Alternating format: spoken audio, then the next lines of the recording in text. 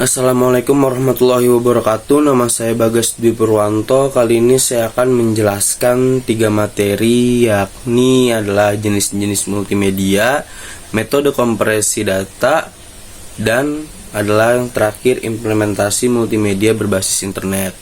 Untuk yang pertama, jenis-jenis multimedia. Multimedia adalah kombinasi dari berbagai bentuk media seperti teks, audio, gambar, animasi, video, dan interaktivitas yang digunakan untuk menyampaikan informasi atau memberikan hiburan.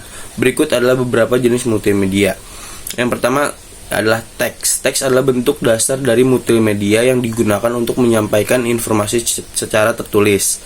Teks dapat digunakan atau berfungsi sebagai pengantar, penjelas, atau narasi dalam sebuah presentasi multimedia. Yang kedua, gambar. Gambar digunakan untuk memperjelas atau memperkuat pesan yang disampaikan melalui teks. Gambar dapat berupa foto, ilustrasi, grafik, diagram, atau peta. Yang ketiga adalah audio. Audio mencakup suara, musik, dan efek suara. Audio digunakan untuk memberikan suasana, menekankan poin penting, atau menyediakan narasi dalam presentasi multimedia. Yang keempat, video. Video menggabungkan gambar bergerak dan suara untuk menyampaikan pesan dengan cara yang lebih dinamis dan menarik. Video sering digunakan dalam presentasi, tutorial, dan hiburan. Yang kelima adalah animasi. Animasi adalah gambar yang bergerak dibuat dengan teknik komputer untuk menggambarkan konsep atau proses tertentu. Animasi berupa animasi 2D, 3D, atau stop motion. Yang keenam adalah interaktivitas. Interaktivitas memungkinkan pengguna untuk berinteraksi dengan konten multimedia. Contohnya termasuk aplikasi komputer, permainan video, dan situs web interaktif yang memungkinkan pengguna untuk mengklik, mengetik, atau melakukan tindakan lain untuk mengakses informasi atau fitur tertentu. Yang ketujuh adalah aplikasi pendidikan dan pembelajaran. Multimedia digunakan dalam aplikasi pendidikan untuk membuat pembelajaran lebih interaktif dan menarik.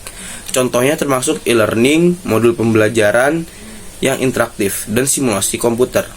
Yang kedelapan adalah permainan video atau game online video. Permainan video adalah contoh utama dari multimedia yang menggabungkan grafik, animasi, audio, dan interaktivitas. Permainan video dapat berfungsi sebagai alat hiburan dan pendidikan.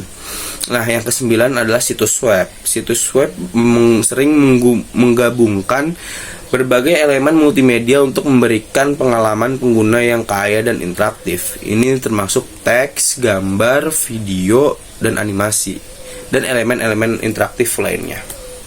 Nah, yang materi kedua ialah metode kompresi data. Nah, metode kompresi data adalah proses mengurangi ukuran data untuk menghemat ruang penyimpanan atau mengurangi waktu transmisi data. Ada 2 metode utama kompresi data, yaitu kompresi lossy dengan kehilangan data dan kompresi lossless tanpa kehilangan data. Berikut adalah penjelasannya. Yang pertama adalah kompresi lossy. Kompresi lossy menghapus beberapa informasi dari data asli untuk mengurangi ukurannya. Metode ini biasanya digunakan untuk jenis data di mana sedikit kehilangan kualitas tidak terlalu diperhatikan oleh manusia, seperti audio, gambar, dan video. Yang kedua adalah kompresi lossless. Kompresi lossless memungkinkan data asli dapat dipulihkan sepenuhnya setelah dikompresi. Metode ini sangat penting untuk jenis data di mana kehilangan informasi tidak dapat diterima, seperti teks, data medis, dan file program. Nah, prinsip-prinsip data kompresi adalah yang pertama, redundancy atau run like encoding atau RLE, menggantikan rangkaian karakter yang berulang dengan satu karakter yang jumlah pengulangannya. Yang kedua adalah dictionary based encoding, menggunakan kamus dictionary untuk menggantikan potongan data yang sering muncul dengan kode singkat. Contohnya adalah algoritma Lempel-Ziff, LZ77, dan LZW. Nah, yang kedua, entropy Huffman coding, menggunakan frekuensi kemunculan karakter yang membuat kode biner yang lebih pendek untuk karakter yang sering muncul dan lebih panjang untuk karakter yang jarang muncul.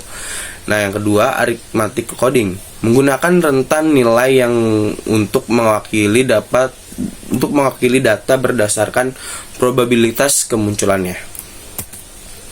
Nah, yang terakhir adalah aplikasi dan penggunaan. Nah, yang pertama penyimpanan data nih, menghemat ruang di hard disk, USB flash drive, dan media penyimpanan lainnya. Yang kedua, transmisi data, mengurangi waktu pengiriman data melalui jaringan seperti internet dengan mengurangi ukuran file. Nah, yang keempat itu multimedia, kompresi data audio dan video untuk didistribusikan dan penyimpanan yang efisien. Dengan memahami metode dan algoritma kompresi data, kita dapat memiliki teknik yang paling sesuai dengan kebutuhan spesifik, baik untuk menghemat ruang penyimpanan maupun mempercepat transmisi data. Nah, yang terakhir adalah materi implementasi multimedia berbasis internet. Nah, implementasi multimedia berbasis internet ini melibatkan pengguna berbagai jenis media seperti teks, audio, video, gambar, dan animasi untuk menyediakan konten yang kaya dan interaktif melalui jaringan internet. Berikut adalah penjelasan singkat mengenai aspek-aspek penting dari implementasi multimedia berbasis internet ini. Yang pertama, streaming media. Nah, yang pertama itu streaming media dibagi lagi, ada audio streaming dan video streaming. Nah, audio streaming itu merupakan definisinya adalah mengirimkan file audio dalam aliran data yang dapat diputar saat diunduh. Contohnya Spotify, Apple, dan aplikasi musik lainnya. Nah, yang kedua adalah video streaming. Nah, itu mengirimkan file video dalam aliran data yang dapat diputar saat diunduh. Contohnya kayak video-video YouTube, Netflix, dan video streaming lainnya lah. Nah, yang kedua adalah interaktivitas dan animasi. Nah, itu membuat konten yang dapat berinteraksi dengan pengguna. Nah, contohnya tuh animasi web interaktif, game online, aplikasi pembelajaran yang interaktif. Yang tiga, web design dan user experience atau UI UX. Nah, ini tuh membuat desain web yang menarik dan mudah digunakan. Contohnya itu situs web yang responsif dan user friendly, desain antar muka yang intuitif. Nah, yang selanjutnya Content Management System atau CMS. Nah, sistem untuk mengelola konten multimedia secara efisien. Nah, contohnya WordPress, Joomla, Drupal. Nah, fungsinya memudahkan pembuatan, pengelolaan, dan publikasi konten multimedia. Yang kelima, Virtual Reality atau VR. Definisi teknologinya adalah menyediakan pengalaman imersif dan interaktif.